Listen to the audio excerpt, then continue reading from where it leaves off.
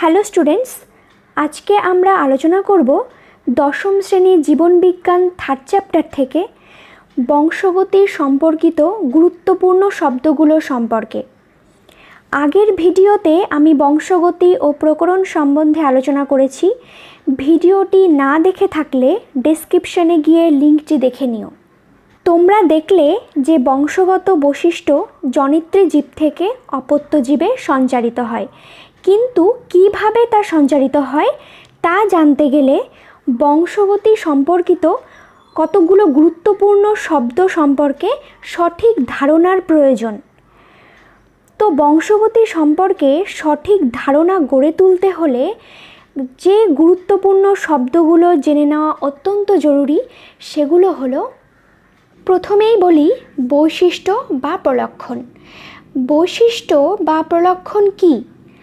বংশগত বৈশিষ্ট্য বহনকারী নির্দিষ্ট একককে বৈশিষ্ট্য বলে, যা দিয়ে অন্যান্য চরিত্র থেকে আলাদা করা যায়। যেমন ধরো, লম্বা এবং বেটে উচ্চতার বৈশিষ্ট্য। মটর গাছের উচ্চতার দুটি বৈশিষ্ট্য বা প্রলক্ষণ হলো লম্বা এবং বেটে। উচ্চতার চরিত্রটি একটি জিন নিয়ন্ত্রণ করে। উচ্চতার চরিত্রটি একটি জিন নিয়ন্ত্রণ করে। ওই জিনের দুটো পৃথক অ্যালিল, অর্থাৎ লম্বার জন্য দায়ী হলো ক্যাপিটাল টি এবং বেটের জন্য দায়ী হলো স্মল টি। এই দুটো পৃথক অ্যালিল, অর্থাৎ প্রতিটি বৈশিষ্ট্য লম্বা এবং বেটে নিয়ন্ত্রণ করে একটি করে অ্যালিল। তাহলে উচ্চতার বৈশিষ্ট্য হলো লম্বা এবং বেটে। লম্বা এবং বেটে বৈশিষ্ট্য নিয়ন্ত্রণ করে কে? একটি করে অ্যালিল। লম্বার জন্য দায়ী অ্যালিলটি হলো ক্যাপিটাল টি এবং বেটের জন্য দায়ী অ্যালিলটি হলো স্মল টি। এরপর অ্যালিল। অ্যালিল কি? সমসংস্থ ক্রোমোজোমের নির্দিষ্ট বিন্দুতে অর্থাৎ লোকাস স্থানে যে দুটি জিন অবস্থান করে তাদের পরস্পরকে পরস্পরের অ্যালিল বলে। অর্থাৎ একই জিনের বিভিন্ন রূপকে অ্যালিল বলে। প্রত্যেক জীবদেহে অ্যালিলগুলো জোড়ায় জোড়ায় অবস্থান করে। যেমন মটর গাছের দীর্ঘ ও খর্বাকার বৈশিষ্ট্যগুলো ফ্যাক্টর ক্যাপিটাল টি এবং স্মল টি হলে ক্যাপিটাল টি, অর্থাৎ এরা দুজন পরস্পরের allele. Capital T small tea এরাও পরস্পরের অ্যালিল এবং স্মল টি এরা পরস্পরের অ্যালিল বলে।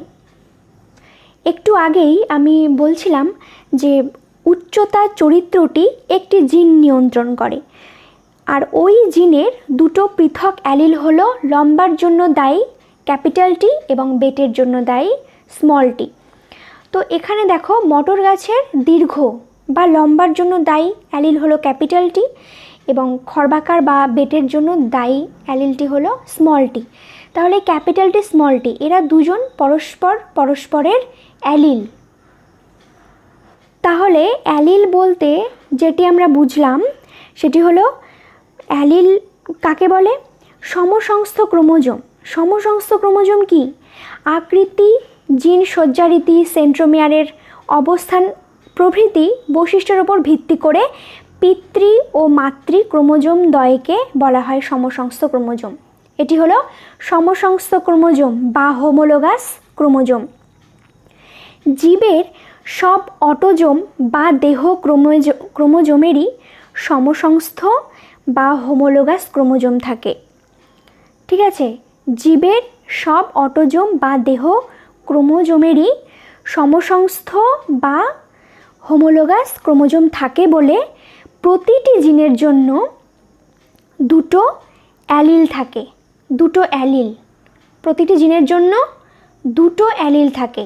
একটি হলো ক্যাপিটাল টি আর একটি হলো স্মল টি। এটি দীর্ঘ বা লম্বা, এটি হলো খর্বাকার বা বেটে অ্যালিল। অর্থাৎ একই জিনের বিভিন্ন রূপকে অ্যালিল বলে। একই জিন বলতে উচ্চতা নিয়ন্ত্রণকারী জিন হতে পারে। তো সেই জিনের বিভিন্ন রূপকে বলা হয় অ্যালিল। তো প্রত্যেক জীবদেহে অ্যালিলগুলো জোড়ায় জোড়ায় অবস্থান করে। দেখো জোড়ায় জোড়ায় অবস্থান করেছে। মনে রাখবে প্রতিটি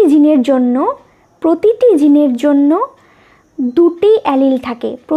এটি একটি জিন, প্রতিটি জিনের জন্য দুটো অ্যালিল থাকে। বংশগতির একক কি? ফ্যাক্টর বা জিন। জিন হলো বংশগতির গঠনগত বা কার্যগত একক। জিন কোথায় অবস্থিত? ক্রোমোজোমের ওপর অবস্থিত জিন হলো জিন বস্তু, ডিএনএ বা আরএনএর এমন অংশ যা বংশগতির গঠনগত একক হিসেবে একটি পলিপেপটাইড বা আরএনএ তৈরির মাধ্যমে জীবের চারিত্রিক বৈশিষ্ট্য নির্ধারণ করে। তো জিন ক্রোমোজোমের উপর অবস্থিত, এটি ডিএনএ বা আরএনএর একটি অংশ। বংশগতির গঠনগত একক। জিনের কাজ কি?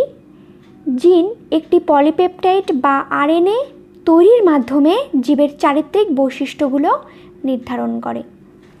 এরপরে লোকাস। ক্রোমোজোমের ওপর যে স্থানে কোনো জিন অবস্থান করে সেই স্থানটিকে লোকাস বলে।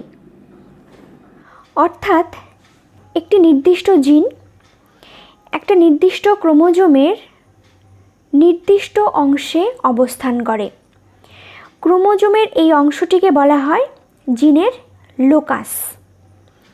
এই অংশগুলো হলো জিনের লোকাস। একসংকর ও দ্বিসংকর জনন। একসংকর জনন বা মনোহাইব্রিড ক্রস কি?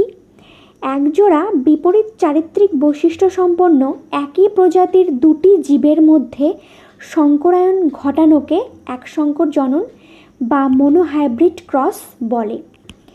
যেমন দীর্ঘাকার বা লম্বা মটর গাছ ও খর্বাকার বা বেটে মটর গাছ উদ্ভিদের মধ্যে সংকরায়ন ঘটানো হলো একসংকর জনন। তো দেখো দীর্ঘাকার বা লম্বার যে জিনটি রয়েছে সেই জিনে দুটো অ্যালিল, ক্যাপিটাল টি, এবং খর্বাকার বা বেটে জিনের দুটো অ্যালিল, স্মল টি। তো এদের মধ্যে যে সংকরায়ন ঘটানো হয়েছে এটিকে বলা হয় একসংকর জনন বা মনোহাইব্রিড ক্রস। তো বলেছে একজোড়া অর্থাৎ দুটো বিপরীত, একজোড়া বিপরীত। দীর্ঘাকারের বিপরীত হলো খর্বাকার। তো একজোড়া বিপরীত একই প্রজাতির, অর্থাৎ ধরো মটর গাছের দুটো জীবের মধ্যে, দীর্ঘাকার ও খর্বাকার জীবের মধ্যে সংকরায়ন ঘটানোকে বলা হয় একসংকর জনন বা মনোহাইব্রিড ক্রস। এরপরে দ্বিসংকর জনন বা ডাইহাইব্রিড ক্রস কি বা কাকে বলে? দুই জোড়া বিপরীত চারিত্রিক বৈশিষ্ট্য সম্পন্ন একই প্রজাতির দুটো জীবের মধ্যে সংকরায়ন ঘটানোকে বলা হয় দ্বিসংকর জনন বা ডাইহাইব্রিড ক্রস। যেমন হলুদ ও গোলাকারের সঙ্গে সবুজ ও কুঞ্চিত বীজযুক্ত উদ্ভিদের সংকরায়ন। তো এখানে বলেছে কি দুই জোড়া বিপরীত চারিত্রিক বৈশিষ্ট্য সম্পন্ন, তাহলে হলুদ ও গোলাকার হলো এক জোড়া এবং সবুজ ও কুঞ্চিত হলো এক জোড়া। এদের সঙ্গে হলুদ ও গোলাকারের সঙ্গে সবুজ ও কুঞ্চিত বীজযুক্ত উদ্ভিদের সংকরায়ন ঘটানোকে বলা হয় দ্বিসংকর জনন বা ডাইহাইব্রিড ক্রস। দেখো হলুদ জিনের অ্যালিল হলো ওয়াই, গোলাকার জিনের অ্যালিলগুলো ক্যাপিটাল আর, সবুজ জিনের অ্যালিল হলো স্মল ওয়াই এবং কুঞ্চিত জিনের অ্যালিলগুলো হলো স্মল আর। তাহলে দ্বিসংকর জনন বা ডাইহাইব্রিড ক্রসটিকে আমরা এইভাবে দেখাবো। এখানে আছে হলুদ ও গোলাকার বীজযুক্ত উদ্ভিদ, এটি হলো সবুজ ও কুঞ্চিত বীজযুক্ত উদ্ভিদ। তো দুই জোড়া বিপরীত চারিত্রিক বৈশিষ্ট্যের মধ্যে সংকরায়ন ঘটানোকে বলা হয় দ্বিসংকর জনন বা ডাইহ্যাবিট ক্রস। এরপর সমসংকর জীব ও বিষমসংকর জীব। তো প্রথমে আমরা জানব সমসংকর জীব বা হোমোজাইগাস বা বিশুদ্ধ জীব কাকে বলে। দুটি সমসংস্থ ক্রোমোজোমে যদি কোনো একটি বৈশিষ্ট্যের জন্য সমধর্মী অ্যালিল থাকে তবে জীবটিকে সেই বৈশিষ্ট্যের সাপেক্ষে সমসংকর জীব বা হোমোজাইগাস বা বিশুদ্ধ জীব বলে। যেমন উচ্চতা সাপেক্ষে ক্যাপিটাল টি এবং স্মল টি হলো সমসংকর জীব। তাহলে সমসংকর জীব কি বলেছে যে দুটো সমসংস্থ ক্রোমোজোমে যদি কোনো একটি বৈশিষ্ট্যের জন্য, ধরো উচ্চতা বৈশিষ্ট্যের জন্য যদি সমধর্মী অ্যালিল থাকে ক্যাপিটাল টি অথবা স্মল টি, যদি এই রকম সমধর্মী অ্যালিল থাকে দুটো সমসংস্থ ক্রোমোজোমে তবে সেই জীবটিকে বলা হয় সমসংকর জীব। এটি হলো সমসংকর জীব বা হোমোজাইগাস বা বিশুদ্ধ জীব। বিষমসংকর জীব কি? দুটি সমসংস্থ ক্রোমোজোমে যদি কোনো একটি বৈশিষ্ট্যের জন্য দুটো বিপরীতধর্মী অ্যালিল থাকে তবে জীবটিকে সেই বৈশিষ্ট্যের সাপেক্ষে বিষমসংকর বা হেটারোজাইগাস বা সংকর জীব বলে। যেমন উচ্চতা সাপেক্ষে স্মল টি হলো বিষমসংকর জীব। এখানে দেখো দুটো সমসংস্থ ক্রোমোজোমে কোনো একটি বৈশিষ্ট্যের জন্য, উচ্চতা বৈশিষ্ট্যের জন্য দুটো বিপরীতধর্মী অ্যালিল আছে, একটি হলো ক্যাপিটাল টি আর একটি হলো স্মল টি। তাহলে দুটো সমসংস্থ ক্রোমোজোমে যদি কোনো একটি বৈশিষ্ট্যের জন্য বিপরীতধর্মী অ্যালিল থাকে তবে সেই জীবটিকে বলা হয় সেই বৈশিষ্ট্যের সাপেক্ষে বিষমসংকর বা হেটারোজাইগাস বা সংকর জীব বলে। দেখো এটি হেটারোজাইগাস বা বিষমসংকর জীব, লম্বা বেটে অর্থাৎ দুটো বিপরীতধর্মী অ্যালিল।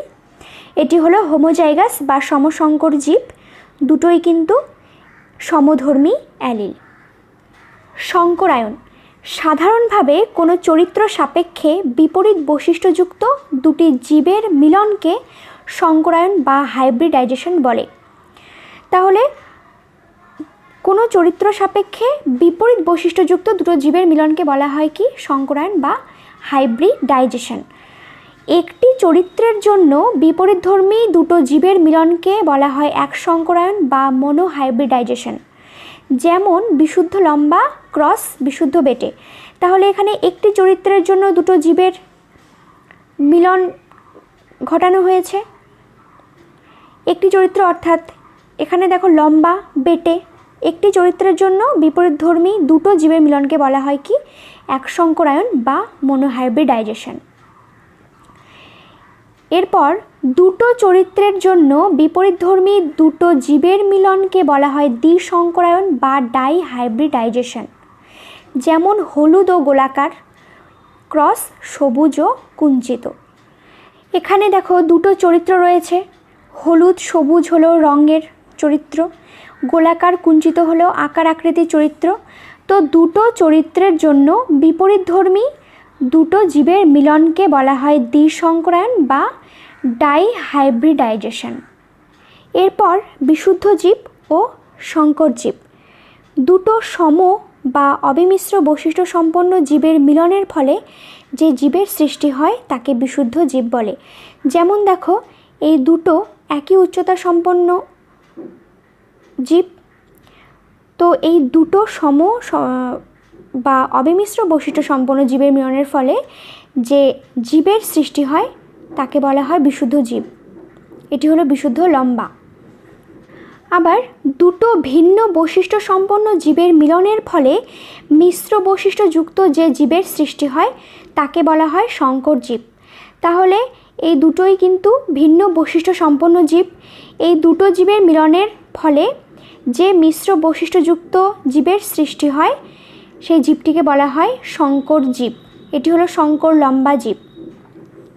দেখো বিশুদ্ধ জীবে আমরা কি দেখলাম, দুটো সমবৈশিষ্ট্য সম্পন্ন জীব, দুটো সমবৈশিষ্ট্য সম্পন্ন জীব। তো এই দুটো জীবের মিলনের ফলে কি পেলাম, বিশুদ্ধ লম্বা জীব।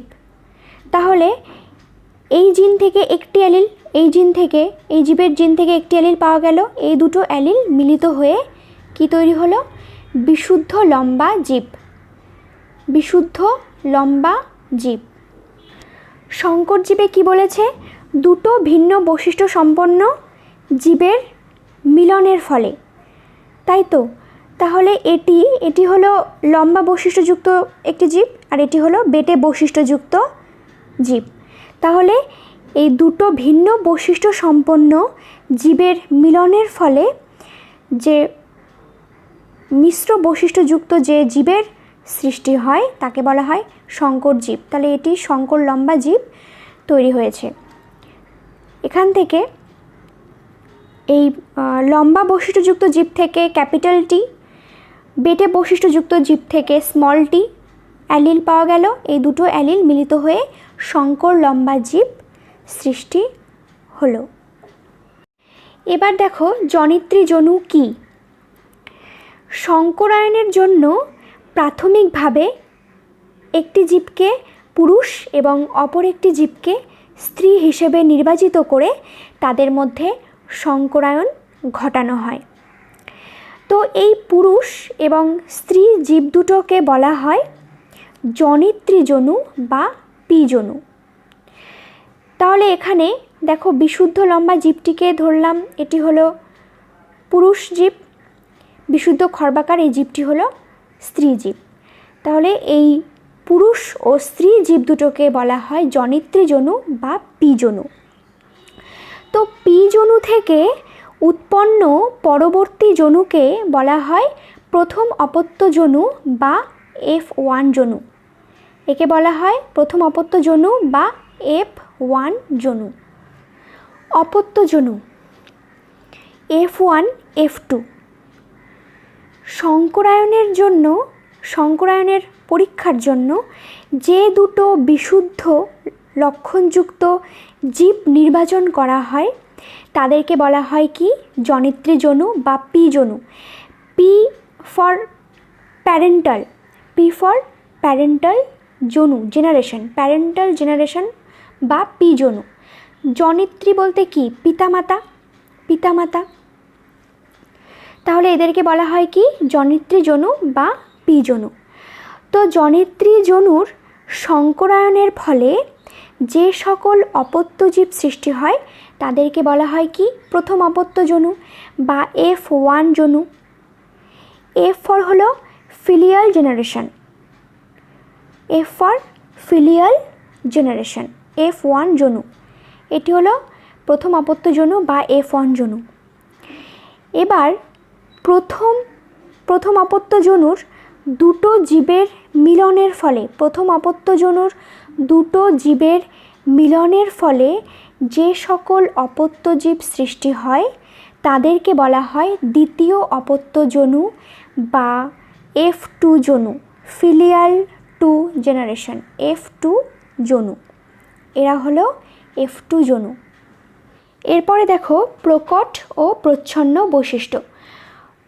প্রকট বৈশিষ্ট্য কাকে বলে, যে বৈশিষ্ট্য বিপরীতধর্মী অন্য কোনো বৈশিষ্ট্যের প্রকাশে বাধা দেয় কিন্তু নিজে প্রকাশ পায় তাকে বলা হয় প্রকট বৈশিষ্ট্য। হেটেরোজাইগাস অবস্থায় অর্থাৎ বিষমসংকর জীবের ক্ষেত্রে যে জিনের জন্য প্রকট বৈশিষ্ট্যের প্রকাশ পায় তাকে বলা হয় প্রকট জিন। প্রচ্ছন্ন বৈশিষ্ট্য কি, যে বৈশিষ্ট্য প্রকট বৈশিষ্ট্যের উপস্থিতিতে প্রকাশিত হয় না তাকে বলা হয় প্রচ্ছন্ন বৈশিষ্ট্য। হেটেরোজাইগাস অবস্থায় যে জিনের জন্য বৈশিষ্ট্য প্রকাশিত হয় না তাকে প্রচ্ছন্ন জিন বলে। বিষমসংকর জীবের ক্ষেত্রে যে জিনের জন্য বৈশিষ্ট্য প্রকাশিত হয় না তাকে কি বলা হয়, প্রচ্ছন্ন জিন। তাহলে দেখো এটি একটি বিষমসংকর জীব বা হেটেরোজাইগাস জীব। তো এই সংকর লম্বা জীবের ক্ষেত্রে ক্যাপিটাল টি হলো লম্বা বৈশিষ্ট্য সূচক এবং স্মল টি হলো খর্বাকার বৈশিষ্ট্য সূচক। তো কি বলেছে, যে বৈশিষ্ট্য বিপরীতধর্মী কোনো বৈশিষ্ট্যের প্রকাশে বাধা দেয়, তাহলে এই ক্যাপিটাল টি কী করছে, স্মল টিকে প্রকাশে বাধা দেয় কিন্তু নিজে প্রকাশিত হচ্ছে, প্রকাশ পায়, একে বলা হয় প্রকট বৈশিষ্ট্য। এর নাম দেখো সংকর লম্বা। লম্বা বৈশিষ্ট্যটি প্রকাশ পাচ্ছে, তার জন্য এটি হলো প্রকট বৈশিষ্ট্য। স্মলটিকে বাধা দিয়ে ক্যাপিটালটি প্রকাশ পায়। তো হেটেরোজাইগাস অবস্থায় যে জিনের জন্য প্রকট বৈশিষ্ট্য প্রকাশ পায় তাকে বলা হয় প্রকট জিন। তাহলে ক্যাপিটালটি হলো প্রকট জিন, এই জিনের জন্য এই বৈশিষ্ট্যটি প্রকাশ পাচ্ছে। আর যে বৈশিষ্ট্য প্রকট বৈশিষ্ট্যের উপস্থিতিতে প্রকাশিত হয় না তাকে বলা হয় প্রচ্ছন্ন বৈশিষ্ট্য। তো এই স্মলটি হলো খর্বাকার বা বেটে বৈশিষ্ট্য সূচক, এটি ক্যাপিটালটি থাকার জন্য প্রকাশিত হয় না। তো হেটেরোজাইগাস অবস্থায় যে জিনের জন্য প্রচ্ছন্ন বৈশিষ্ট্য প্রকাশিত হয় না তাকে বলা হয় প্রচ্ছন্ন জিন। তাহলে এখানে স্মলটি হলো প্রচ্ছন্ন জিন, এই প্রচ্ছন্ন জিনের জন্য প্রচ্ছন্ন বৈশিষ্ট্য প্রকাশিত হয় না। লাস্ট যে বংশগতি সম্পর্কিত গুরুত্বপূর্ণ শব্দগুলো সম্পর্কে বলবো সেগুলো হলো ফিনোটাইপ ও জিনোটাইপ। তো ফিনোটাইপ ও জিনোটাইপ কি? কোনো জীবের চারিত্রিক বৈশিষ্ট্যের বাহ্যিক প্রকাশকে বলা হয় ফিনোটাইপ এবং জীবের জিনগত সমাহারের জন্য কোনো চরিত্রের প্রকাশকে বলা হয় কি জিনোটাইপ। একটু আগেই আমরা পড়লাম কি যে জনিত্রী জনুর সংকরায়নের ফলে যে সকল অপত্যজীব সৃষ্টি হয় তাদেরকে বলা হয় কি প্রথম অপত্য জনু বা F1 জনু। এবং প্রথম অপত্য জনুর দুটো জীবের মিলনের ফলে যে সকল অপত্য সৃষ্টি হয় সেগুলো হলো দ্বিতীয় অপত্য জনু। তো দ্বিতীয় অপত্য জনুগুলো কী করে তৈরি হয় সেগুলো এবার আমরা দেখব। দেখো, এটি হলো স্ত্রী সংকর লম্বা জীব, এটি হলো পুরুষ সংকর লম্বা জীব। তো স্ত্রী জীবের স্ত্রী গ্যামেটগুলোর সাথে পুরুষ জীবের পুংগ্যামেটগুলো মিলিত হবার ফলে দ্বিতীয় অপত্য জনু বা F2 জনু তৈরি হবে। তাহলে স্ত্রী গ্যামেট ক্যাপিটালটি পুংগ্যামেট ক্যাপিটালটির সঙ্গে মিলিত হয়ে ক্যাপিটালটি অর্থাৎ বিশুদ্ধ লম্বা অপত্য তৈরি হলো। আবার ক্যাপিটালটি স্ত্রীগ্যামেট ক্যাপিটালটি এর সাথে পুংগ্যামেট স্মলটি মিলিত হয়ে তৈরি হলো কি সংকর লম্বা অপত্য। স্ত্রীগ্যামেট স্মলটির সঙ্গে পুংগ্যামেট ক্যাপিটালটি মিলিত হয়ে তৈরি হলো সংকর লম্বা, এটিও সংকর লম্বা। স্ত্রীগ্যামেট স্মলটির সাথে পুংগ্যামেট স্মলটি মিলিত হয়ে তৈরি হলো বিশুদ্ধ বেটে অপত্য। তাহলে এগুলো হলো কি দ্বিতীয় অপত্য জনু বা F2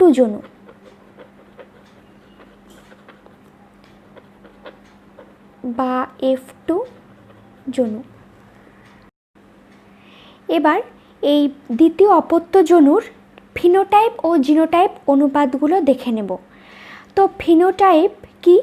ফিনোটাইপ হলো কোনো জীবের চারিত্রিক বৈশিষ্ট্যের বাহ্যিক প্রকাশকে বলা হয় ফিনোটাইপ, অর্থাৎ তাকে বাইরে থেকে দেখতে কেমন। ধরো এই ক্ষেত্রে উচ্চতার বৈশিষ্ট্যের ভিত্তিতে এখানে অপত্যগুলো তৈরি হয়েছে। তাহলে এখানে আমরা দেখব যে কয়টা লম্বা অপত্য পেলাম, কয়টা বেটে অপত্য পেলাম। দেখো এখানে এটি হলো বিশুদ্ধ লম্বা, সংকর লম্বা, তাহলে 3টে আমরা লম্বা অপত্য পেলাম আর একটি পেলাম কি একটি বেটে অপত্য। তাহলে ফিনোটাইপ অনুপাত হবে 3:1। 3টে লম্বা ক্যাপিটালটি স্মলটি এবং একটি বেটে বৈশিষ্ট্য স্মলটি। ফিনোটাইপ অনুপাত হলো 3:1। এবার দেখব জিনোটাইপ অনুপাত। তো জিনোটাইপ কি? জীবের জিনগত সমাহারের জন্য কোনো চরিত্রের প্রকাশকে বলা হয় জিনোটাইপ।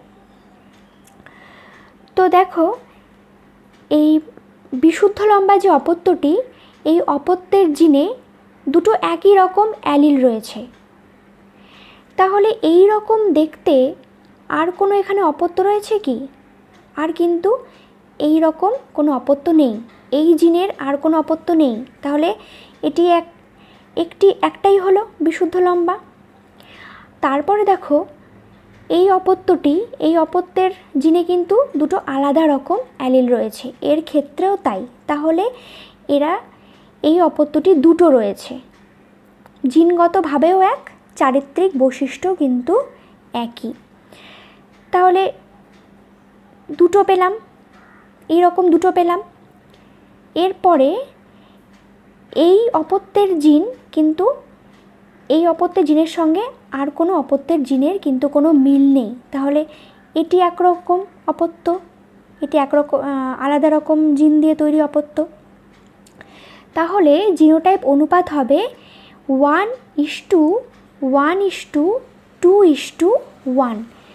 একটি বিশুদ্ধ লম্বা ক্যাপিটাল টি, দুটো সংকর লম্বা ক্যাপিটাল টি স্মল